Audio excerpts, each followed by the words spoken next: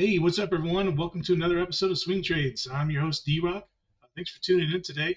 And if you like the content, show some support, please, and click that subscribe button. So, without further ado, let's get to it.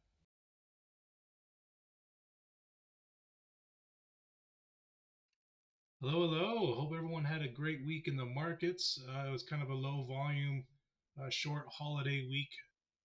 So today I wanted to talk about just a quick recap of the few trades that I pushed out in the videos, and then I will talk about the kind of the one and only setup that I'm really looking at right now as of this moment. So we're going to go over and we'll talk about LHS or LHX, sorry.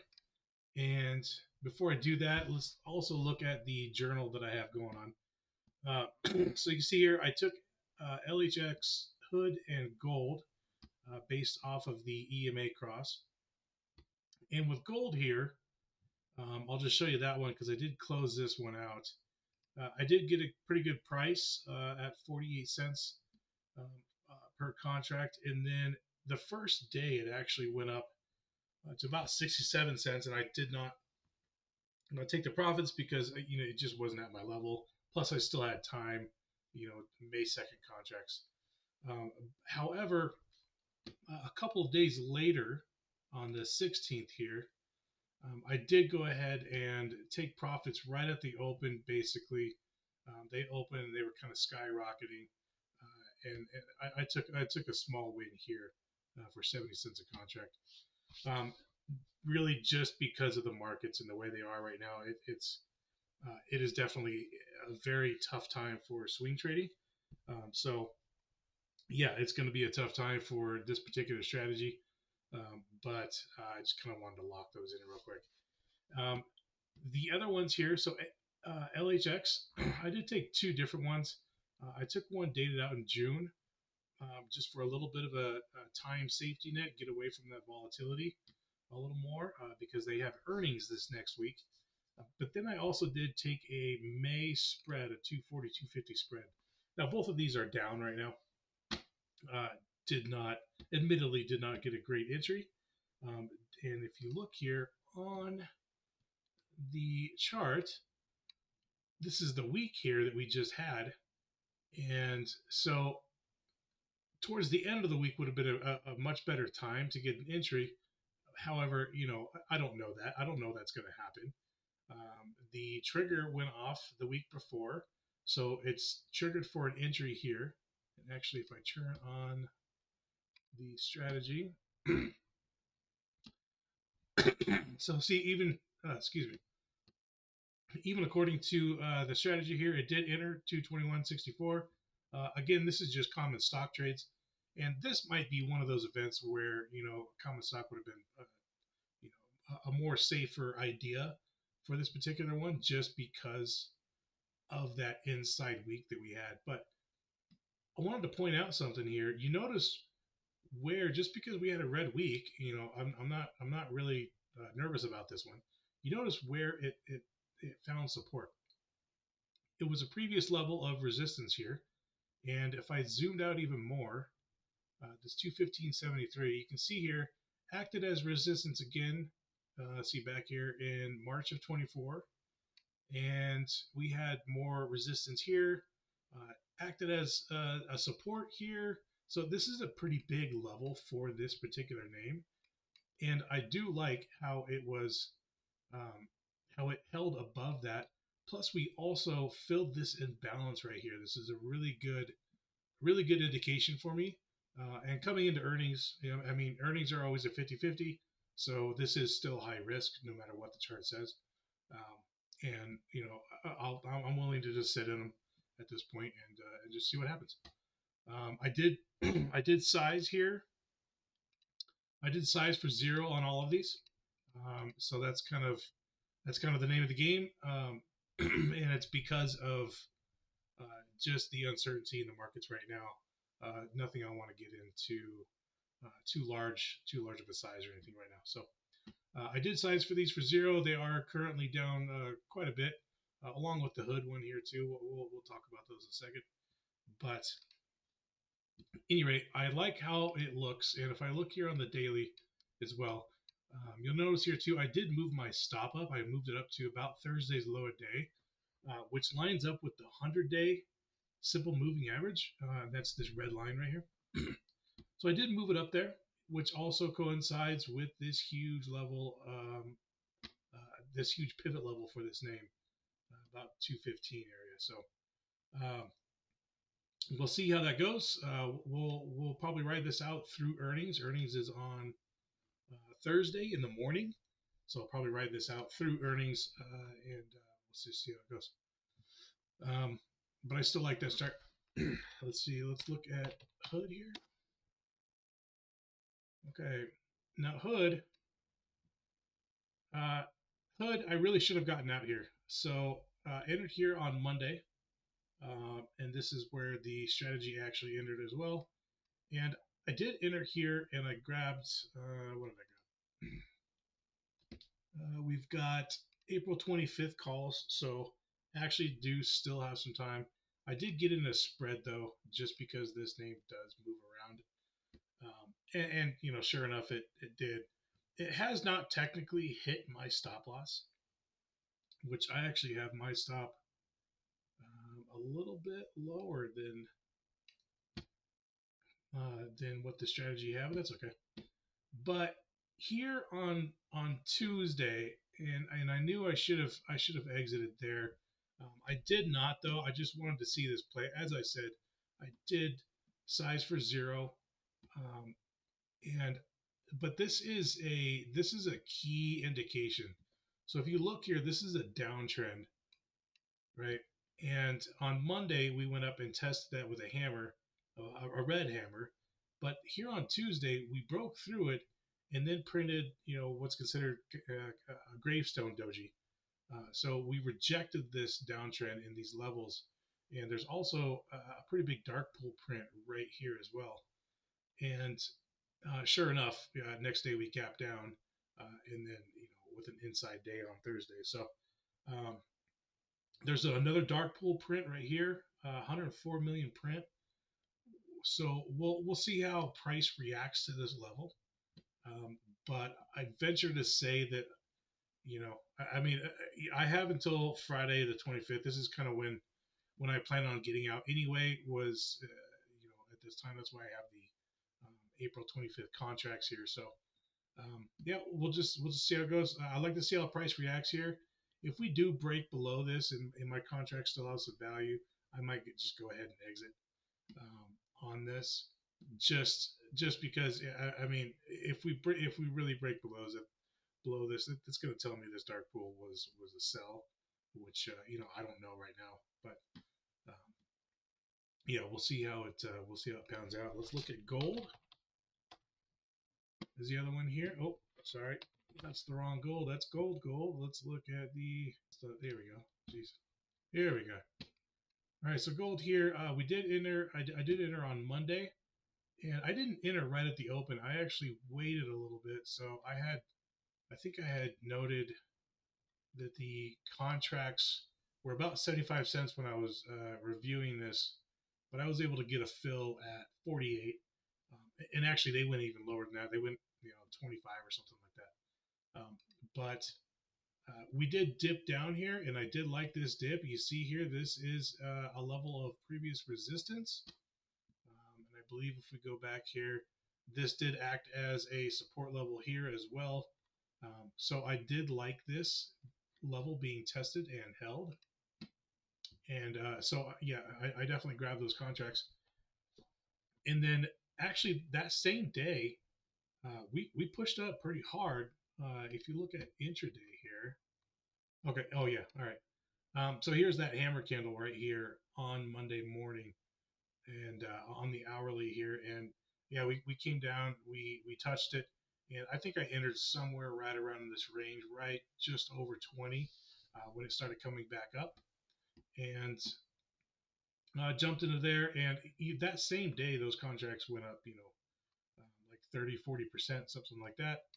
I did not take profits, and then those contracts did turn around on me, but 2 days later here on Wednesday, uh, it launched right back up again. Those contracts came back up to 70 cents, and that's why I did exit. I took my small win, and we'll move on. Now, diving into the one setup that I really wanted to look at here, it's just going to be on SPY. Right now, let's look at the weekly here. And last week, it was a low volume week and relatively mild. And I say that as SPY moved about 24 points. So it's kind of ridiculous that 24 points is a mild week, but that's just where we're at right now. And um, here on this, we have a downtrend. It's very similar to what we just saw in Hood.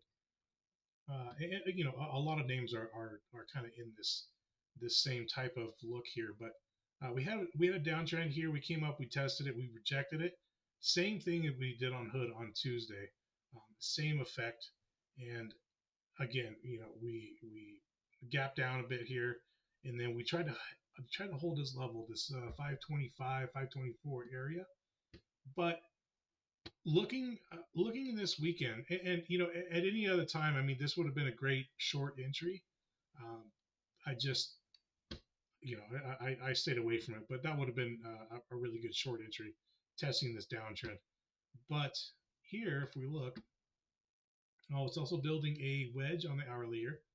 But these dark pool prints, when I was doing some research this weekend, this dark pool here, I'll show you here. Let's see. We have 8.5 billion in dark pool prints at this 525.84 level. And this is not just one print. If anybody knows dark pool at all, with big names, especially like SPY, high liquid names, a print of 100 million is not really something to really pay attention to, or to really care too much about. But when you have 40 to 50 prints of 60 million to 100 million, that's something that you look at. And that's what we had here. There was about 48. Let me see here. Here it is. There's about 48 prints right at this exact price, 525.8447. All right, and all these times are mountain time. Sorry. So this is actually technically after the market closed on Thursday, and then you'll see down here on Wednesday. And this is really just searching. All I did was search for this price of 83 to 85, because we did have some other prints here that were not the 8447, but these all look like traders here. This particular price, this 8447, with these sizes, this tells me that this is either one or two different institutions, because they start with the same code. You have 126, 253, and you're going to see that repeated throughout here. And each one of these is, the 126s are about 66.5 mil. Then you have these 253s at 133 mil. And I did count them, and there's about 48 instances of these, which is insane. It's a lot. So what this is telling me is that this 525.84 level, and it's a small range here. We'll use a couple cents, is very important. It's going to be significant. So I want to see how price reacts if we get to this level. Whether we gap down or we gap up on Monday or open flat, I want to see what price does right here. And I'm going to be looking at I'll probably be looking at the tape, just to try to see if there's any imbalance, to see if there are more sellers, more buyers, or if it's pretty balanced, if there's a fight. But this is telling me, looking at these dark pool prints, that at least these two institutions, or one institution here, 8447, are all the same. They are either all buy orders or they're all sell orders. So that is, to me, that's really gonna kind of tell us where we might head over the next week or even 2 weeks. Um, Now these ones down here,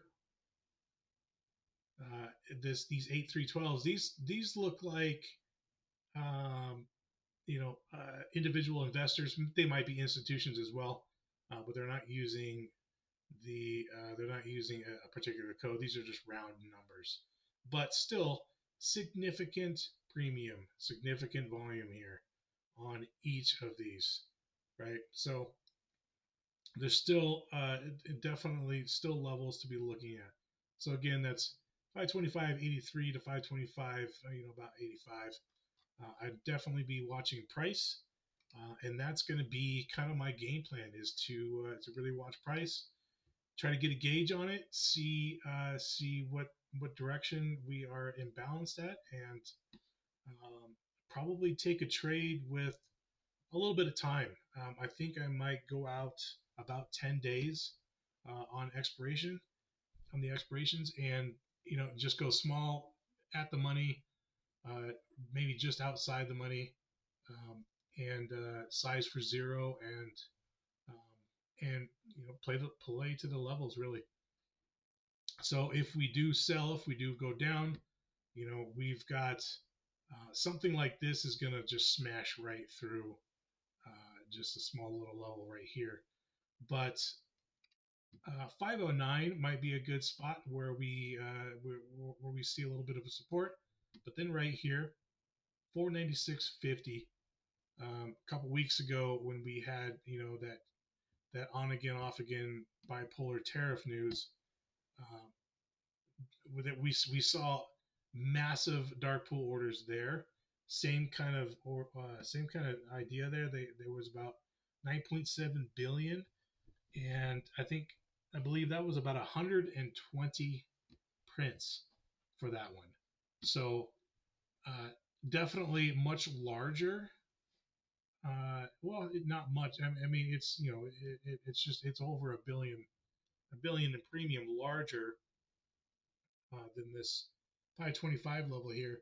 So we'll see. We might be ping ponging in this range until we can figure out what this country is doing. I mean, honestly, um, as soon as the market gets a handle on what our global trade policy is actually going to be, then we might break this range here, and we might just smash right through it too. I don't know.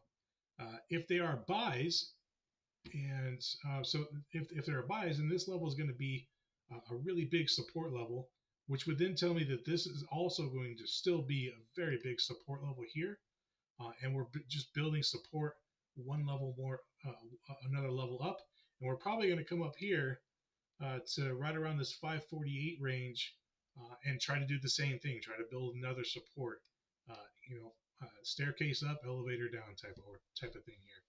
So that's what I would that's what I would expect. There is some supply up here at 561. So if we do get that pop, if we break this, we're going to be in this gap, and come up here to. I would expect to test the 561 before we start getting a pullback. So we'll see how it goes. Again, I don't know which way it's. I don't know which way it's going to go. Nobody does. Well, except maybe those investors at the dark pool, they might have a pretty good idea. But uh, but I am just gonna wait for price to hit here and see how it reacts, and do my best there. These will not be these will not be plays that I call out, but uh, I will try to journal them, get them into this journal, even though they are not the EMA cross trade. I will still be planning to swing because something that large with that many prints at this level, I'm not expecting just a single day, or a quick flush down. I would actually expect some continuation, even if it's just one day, which it might be. But the way this chart looks, though, you know, uh, all indications really point to they were sell orders. So you know take that for what you will. If you don't like to use time and sales, if you don't like to study the tape, use candlesticks, use EMAs, however, whatever you currently use, but watch price at this level and see what it's going to do, and see how it goes, and just react from there.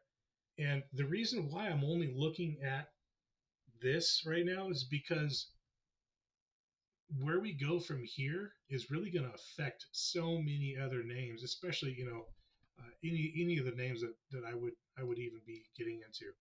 So if Spy decides to do another down 3% day, for example, that would be a really bad time to buy calls in some other name just because signal went off. So I will uh, I will monitor this. I will focus on this and stay in the couple of trades that I'm still in. And yeah, that's the game plan. Thanks for watching here, guys. Sorry it was a little longer than I probably originally intended, but hopefully you gained some value. And we'll see you later. Hey guys, thanks for watching. If you found any value in this content, I would find a ton of value with a show of support by clicking all the buttons. You know the ones. If you didn't find value and you can spare a few seconds, please drop a comment. Let me know. Feedback is the best way I can improve. Thanks, guys, and be safe out there.